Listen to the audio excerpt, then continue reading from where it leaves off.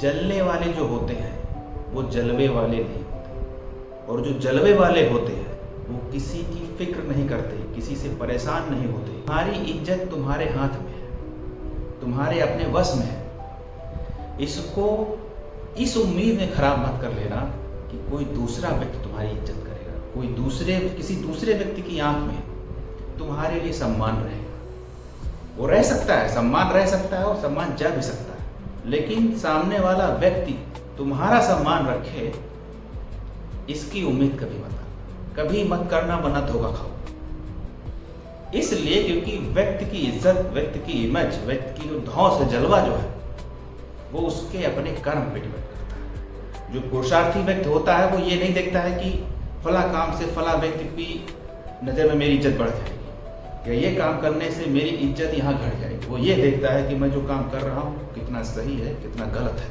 अगर सैद्धांतिक रूप से उसके काम सही हैं तो वो उस काम को करता है, उस विचार का समर्थन करता है। अगर सैद्धांतिक रूप से वो विचार सही नहीं है, वो काम सही नहीं है, तो वो उसका समर्थन नहीं करता, वो उस काम को नहीं करता। इसलिए जो इज्जत है तुम्हारी, जो इमेज है, वो तुम्हारे अपने हाथ में है, तुम्हारे अपने वश में है। दूसरे से उम्मीद रखना दूसरे के हाथ में अपनी इज्जत रख देने की तरह है, जिसकी कोई गारंटी नहीं, वो कभी भी खराब हो सकती है। लोग सम्मान क्या करें? लोग सम्मान कभी नहीं कर सकते। लोग केवल ये काम कर सकते हैं, और वो ये देख सकते हैं कि आप उनके स्वार्थों की पूर्ति कर पाओगे या नहीं कर पाओगे।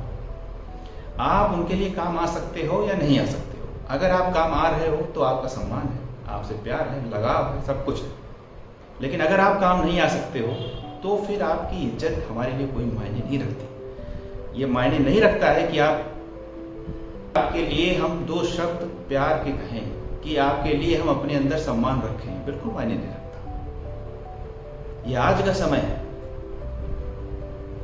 जो बहुत ही व्यवहारिक है, जो बहुत ही ज्यादा अपने लिए सोच रहा है, और इस जगह ये बात साबित हो जाती है कि तुम्हारा जो सम्मान है, तुम्हारा जो इज्जत है, तुम्हारी जो तुम्हारा जलवा है, वो किसी दूसरे के हाथ में नहीं, वो तुम्हारे अपने हाथ में। हमेशा से तुम चाहो तो तुम्हारी इज्जत बरकरार रह सकती है। अगर तुम चाहो तो वही सम्मान, वही इज्जत, वही जलवा दूसरे के हाथ पे, दूसरे के हाथ की हथेली पे रखकर तुम उसको खतरे में डाल सकते हो। ये जो इज्जत बचाने का डर होता है ना, ये जो अपना सम्मान बचाने का डर होता है, वास्तव में वो व्यक्ति डरता किस बात से? अगर इस बात की पड़ताल करोगे तो ये पाओगे कि वो अपने आप को कहीं वो इंफीरियर ना हो जाए, इस बात से डर रहा है। ये जो इंफीरियरिटी कॉम्प्लेक्स है वो उसको डरा रहा है, उससे वो डर रहा है, उससे वो भाग रहा है, पीछा छुड़ा रहा है। इस देश में ऐसा व्यक्ति जिसके पास संसाधनों की कमी है, जो पैसे से कमजोर है, ऐसा व्यक्ति परेशान रहता है। लेकिन एक बात आप याद रखो कि अगर इस संसार से सारे व्यक्तियों को हटा दीजिए, केवल वो व्यक्ति रह जाए, आप ये पाओगे कि उसके अंदर से जितना भी इंफीरियरिटी कॉम्प्लेक्स था, जितना भी असंतोष था, जितने भी दुख थे, वो सब खत्म हो जाए। उसका कारण क्या है? उसका कारण ये है कि वो व्यक्ति हमेशा से अपने पैसे का, अपने ज्ञान का, अपनी बुद्धि का, अपने संसाधनों का उपयोग केवल इस आधार से कर रहा था कि वो दूसरों से श्रेष्ठ है। वो इस तरह से अपने आप को रख रहा था या रखने की कोशिश कर रहा था।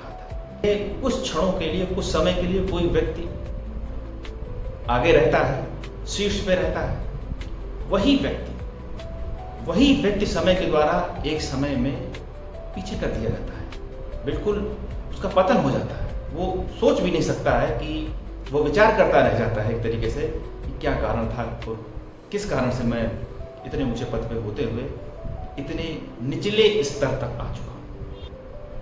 तो अगर व्यक्ति अकेला रह जाए तो उसके अंदर से सारे असंतोष, सारा दुख, सारी इंफीरियरिटी, सारे कॉम्प्लेक्सेस खत्म हो जाते हैं, वो सुखी हो जाता है। अब यही अगर आप अपने समय में महसूस कर ले जाते हैं कि आपके पास जितने भी संसाधन हैं वो आपके लिए, आपकी सुविधाओं के लिए, वो कभी कंपेयर करने के लिए नहीं, वो कभी दूसरे को दिखावे के लिए नहीं, तो आप भी सुखी हो जाते हो, तो आप भी परेशानियों से बच जाते हो, दुख से बच जाते हो।